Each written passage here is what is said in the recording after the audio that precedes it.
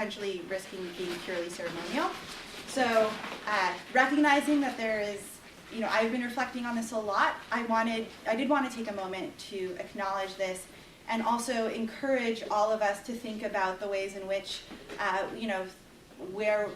what we consider home might be, where we are currently studying, how that land has oftentimes been stolen from people, and thinking about environmental and sustainability work as being inherently tied to reparations and actively taking action to center Indigenous rights also within the context of environmental challenges. So I want to take a moment to do that.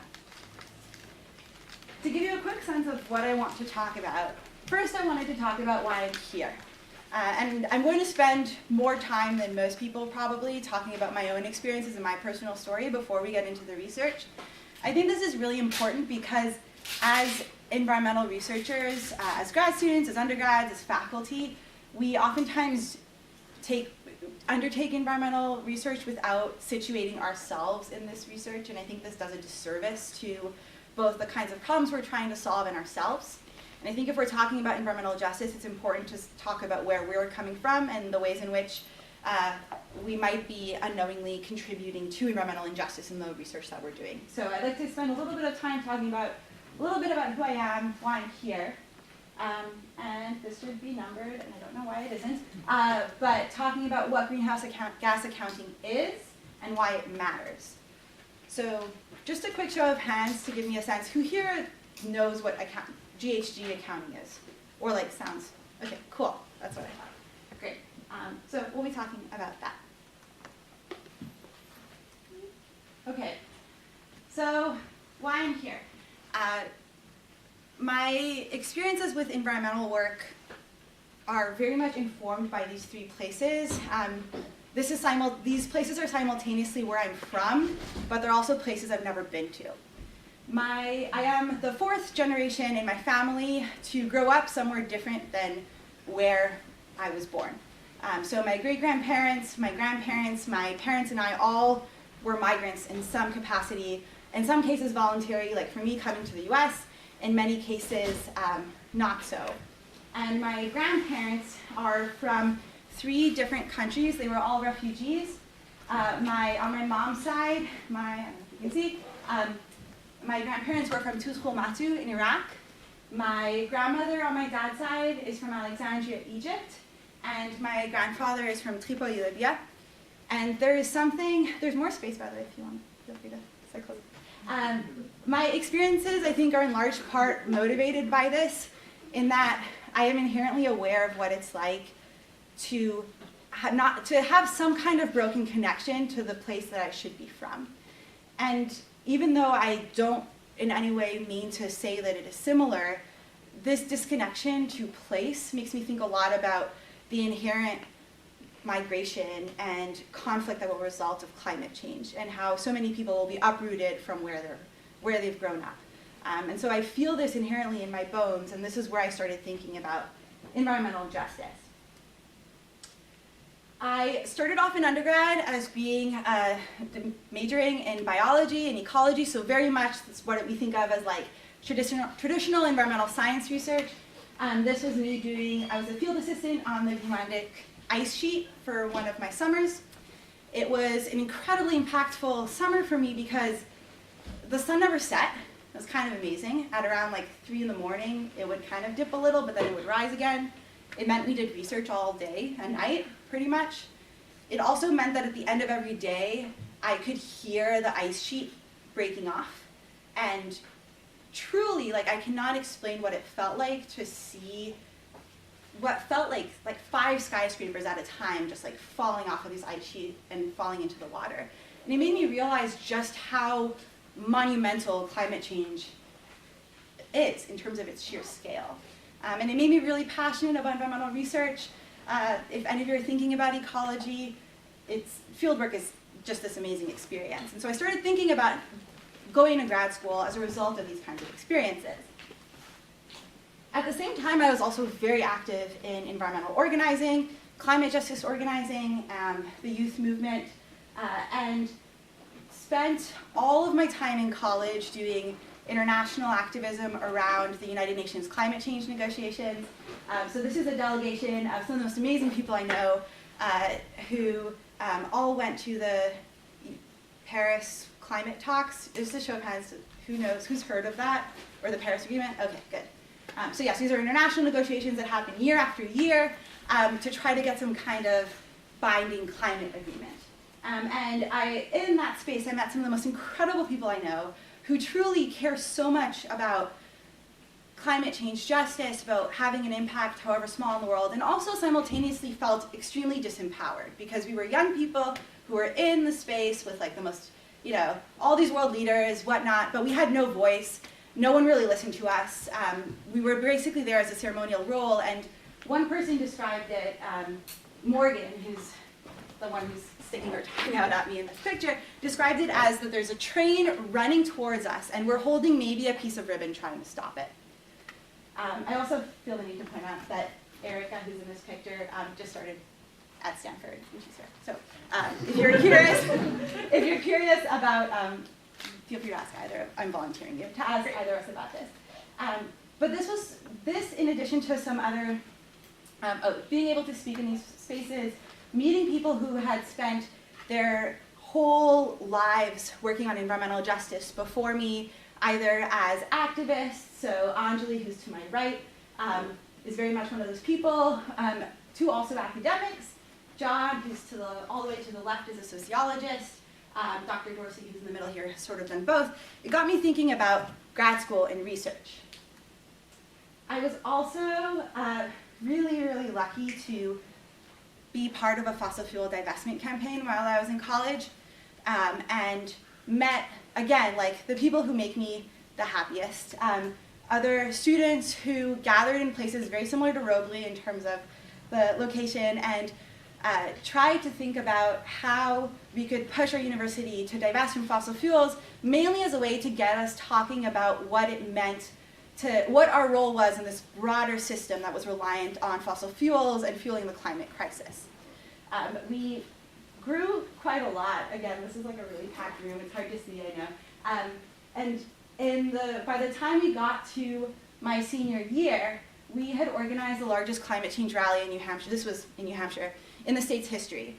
It was an event that was the most co-sponsored event in the university's history. It was more than 115 different organizations, truly on a campus that I would say describe as much more conservative than Stanford's. This was a testament to all of the people who so deeply cared about trying to find a way to address climate change and were passionate about climate justice. And I mention all of this because by the time I got to my senior year, I was working on this project where I did not take classes. It was this sort of unique thing. So I didn't take classes for a full year, and I spent the whole year engaging in research to try to figure out how can young people, like those of us who are working on divestment campaigns, like those of us who are trying to have an influence on this really international level, how can we be more effective and have more power in these places that are inherently disempowering to us? And that was a very different kind of research project from what I'm doing now, in that I had no responsibilities. I truly could do whatever I wanted. There was this incredible flexibility. I wasn't taking classes. The end product that I produced was I ended up writing 2 books that are free and downloadable that are meant to be helpful to young climate change organizers and how to have an impact. And that was very different from a journal article, right? Which is kind of a different approach to grad school. Okay, so that gets me to why am I here and why am I at Stanford? And you'll see that my PhD research is very different from what I just talked about. I'd like to take a moment here and pause and say that for so many people who are working on any kind of social cause, it's a really big burden to bear. Either you are part of a community that is inherently suffering injustice or being oppressed, or you are constantly being reminded of that, and you feel inherently like you don't have that much power to make a difference. By the end of my senior year, I was really burnt out. Truly, it was the same year as the Paris negotiations, and it felt increasingly like this was not something I could do in the long term. I couldn't go on and do research in the same way. I also think that something that's worth keeping in mind and something I really struggled with, and as much as I would love to talk about my research, I also would love to have a discussion about what does it mean to do research related to environmental justice, because something I felt was that I could do this research because working with young climate activists, because I was a young climate activist. So I was inherently part of the community that I was doing research with, and I had those needs in mind. I find that sometimes, and I hate to say this is true at Stanford in many ways too, that we conduct research related to environmental justice where we study a community, where the quintessential example is a researcher who is predominantly white or male, coming from a well-resourced university in the global north, maybe the US, going into spending the summer in some country in another part of the world, studying a community, trying to figure out how they could be better, and not really treating it as a reciprocal relationship where you work with a community, where you're doing work that is both desired by the community and also where you treat the community as research partners. And so I wanted to take a moment and pause and say that I really spent a lot of time struggling with this, because I came at my research from Greenland, like that being my first experience, being a biology major, seeing how beautiful the world is, meeting all of these incredible people who I met in my organizing. And I was trying to figure out and being passionate about research, and trying to figure out how do I bring all of these things together. And I really wrestled with this question of, okay, how can my research contribute to furthering environmental justice while also grappling with all of these different challenges that I was facing? So I pursued a master's degree before coming here, and in large part, the work of greenhouse gas accounting started out of that master's. It started out of trying to answer this question of, is there a research question that I could ask or a topic that I could focus on that would both further environmental justice in some way while also being equitable and not what I would think of sometimes an extractive relationship. So that's why I'm here. With that, I would love to pivot and talk about greenhouse gas inventories. Which essentially just means, how do we count our greenhouse gas emissions? To give a quick, background on the greenhouse gas effect, right? Climate change is inherently caused by human-produced emissions of greenhouse gases, mainly carbon dioxide, but also methane and others. And these emissions are what are driving global average temperature rise, along with a lot of other impacts. And so if we're trying to think about climate change and the climate crisis, reducing emissions are a big part of that. Okay. If I were to ask someone to describe greenhouse gas accounting inventories, or if I were to try to describe to someone what it's like, this is what I would think of. Sort of like a mess, a black box, something that's inherently really convoluted, really complicated, super boring. So if you thought you were going to come to a talk that was really exciting, it's very technical, very opaque, for this reason, I think it's something that is really important to understand. Because of all of this, because it's so opaque, we tend to overlook it, and it becomes really hard to explain. It becomes a problem. So, if I were to ask you, what do you think of when I say the words climate action, what does that mean to you? Shutting down coal plants. Shutting down coal plants. Great. What else? What do you think? That's pretty on the spot. Commitment to 1.5 degrees. What is 1.5 degrees, for those of us who don't know? A target set by the Paris Agreement as an ambitious effort to, stabilize our warming. Yeah. Exactly. And 1.5 degrees Celsius, which I should know what this is in Fahrenheit, I don't know. I've been in the US for 6 years and I refuse to learn the Fahrenheit system. But 1.5 degrees Celsius is the global average rise in temperature that is considered to be the threshold for some of the most vulnerable communities. So think of coastal communities, small island nations, in terms of the greatest impact to them and the rest of the world. So 1.5 degrees, if you were to go into any environmental justice, climate justice community, 1.5 degrees is probably the highest that they would be willing to say is acceptable for warming in order to avoid the majority of the suffering to the people who are already suffering the most. Okay, one last person to say what climate action means to them?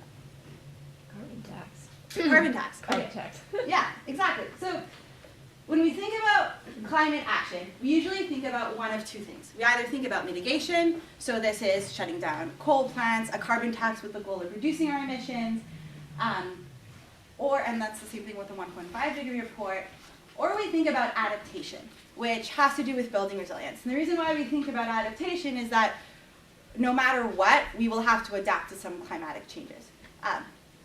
Sort of a very local example that's not that harmful is the cooling curtailments that we've had on campus, right? That whole state-of-the-art, energy-efficient cooling system that we've developed for Stanford was anticipating that maybe there would be a very hot day one afternoon every 5 years, and that we would have to curtail the heating or the cooling for that often. And we had, 3 of those episodes in the last summer. And so we have to figure out how we're going to adapt to that and the fact that it's probably going to get warmer and warmer. So usually we think about either mitigation or adaptation when we think about climate change action. But really, before we even figure out which emissions we're going to reduce, we have to figure out what we're counting. And this feels like a very duh thing. Of course, I know how much gas is coming out of, how much carbon dioxide I'm emitting by burning a gallon of gas. But that's actually gets really complicated because you can say, okay, I know how much carbon dioxide is being emitted from burning this 1 gallon of gasoline. Do I also have to take into account the fact that that gasoline needed to be transported by a truck to the gas station and that truck was running on gas?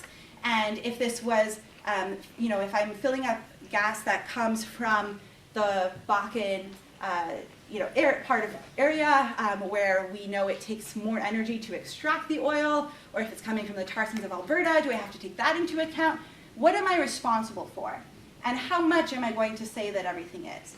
And so what we count and how we count it inherently influences where we're going to reduce.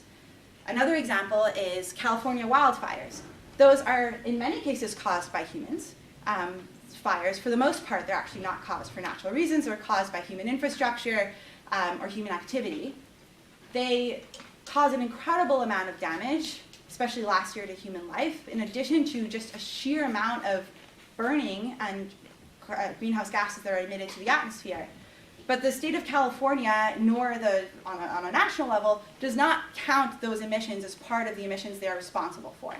And so what you end up having is institutions, countries that are part of the Paris Agreement, choosing what they want to be responsible for. And not only is that creating a situation where there's a difference between the actual emissions that are taking place and the ones that we are reporting, but it also influences the kinds of climate actions and policies we might choose to take. Is this clear to everyone so far? Cool, okay. So, how do we count our emissions? At the United Nations level, so if we're thinking about on a national level, governments, the Paris Agreement, what we think of, usually the scale for reducing our emissions, you measure your greenhouse gas inventories by guidelines that are developed by the Intergovernmental Panel on Climate Change, the IPCC. Who here has heard of the IPCC? Okay, some people. Good. Okay, so the IPCC is sort of like the leading scientific body of climate scientists. They publish these reports every couple of years called assessment reports, which basically say how bad is climate change, how sure are we that humans are responsible, spoiler alert, very sure. And they shared the Nobel Prize along with Al Gore for this work in the early 2000s. They also, in addition to writing these reports about the state of climate change, they also write guidelines on how to measure your emissions. So what I was saying earlier about, okay, how much CO2 is being emitted when I burn a gallon of gasoline, all that kind of stuff. And to illustrate the sheer complexity of this, I debated printing this out for you to see just like how dense it is, but it's literally like tens of thousands of pages, like truly incomprehensible. And one of the remarks that really shocked me when I was doing my master's research and I was interviewing people within Canadian government whose job it is to work on putting these inventories together is that they don't even understand how these inventories work, which is a problem in many ways. And I'll point this out. So I wanted to illustrate just one example of how you would measure your emissions. So if you were to put ourselves in, if you were to say, okay, now I am working for the state of California and I want to figure out what our emissions are. Specifically, I want to figure out what our emissions are related to forests and forest soils.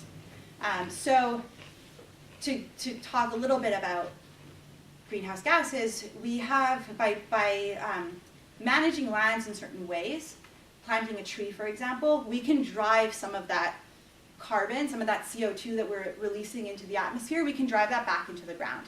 And so if I'm the state of California, I would be interested to figure out how much carbon I can say I'm storing in my forests, because that lets me emit more in my coal-fired power plants or other kinds of sectors.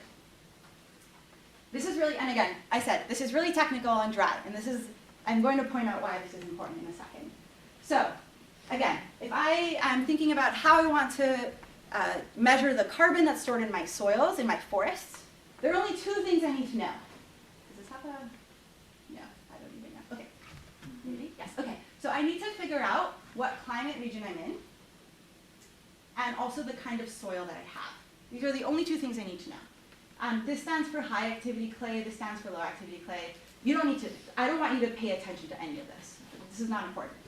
But all I'm saying is there are only two things I need to know, and this is how much carbon I have stored in every single hectare in forest. So I would say, okay, let's say I have, I don't even know, like 100 hectares of warm, temperate, dry forest that has a high activity clay. That's 380 tons of carbon that I'm storing. Or sorry, 100 acres, 3,800. Does that make sense? Okay. So now I'm going to talk a little bit about why this matters.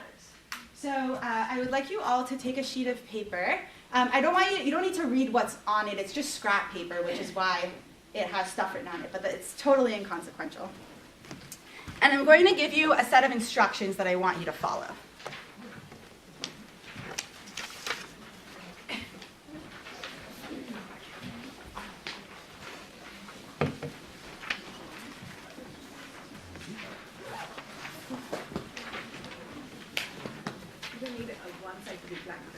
It doesn't matter. It's truly like, some of you are getting scrap paper that's actually my research data. For other people, it's just scrap paper that I found in the printer. I just didn't want to waste paper, so you don't need to. It truly means nothing. And I need a sheet of paper myself, I'm realizing. To demonstrate. Okay, everyone has a sheet of paper? Yes? Brandon, do you have a sheet of paper? I do. Okay, you all need, I'm expecting you all to do this. Good. Okay, so this paper is a metaphor for how we think about policies related to climate change, and I'm going to use it to really talk about greenhouse gas inventories. So I'm going to transmit a climate policy message to you all via this sheet of paper. So I need you to listen really carefully to the instructions I'm about to give you. Okay? Cool? Okay. Now, I'm going to tell you to tear the paper, and every single tear is a specific policy step. So the goal right now, not yet, I'll tell you how to tear it. The goal is for all of us to have the identical tears in our sheet of paper. Sounds good? Okay, so I want you to take your paper, I want you to fold it in half, and I want you to tear off the bottom right corner of the paper.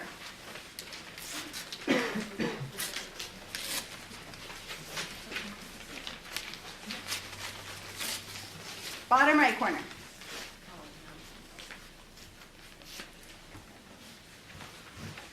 Now I want you to fold the paper in half again and tear off the upper right-hand corner.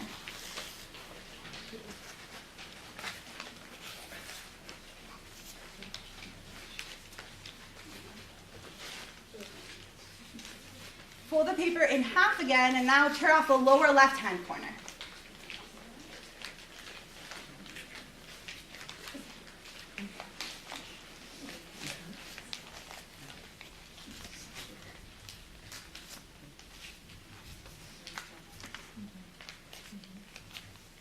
So I'm assuming we're all, those were very simple instructions. I feel like we all probably did a really good job.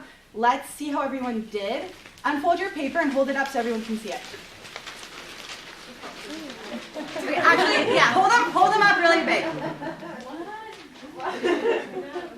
What just happened? You can put your paper, actually no, keep them up for like a few more seconds. I want you to just look at the two people here up front. Or the three people. How are these so different? Okay, we can put them down. So let's talk about this. What happened? Did I not read the same instructions to everyone? Yes? They were bad. Thank you. Brandy, I'm glad you were here because I knew you would, yes. So tell me, why were they bad? This is great. Seriously, this is what I was hoping someone would have the courage to say. So why were they bad? They weren't specific. What else? You didn't say please one time. No. Why would I?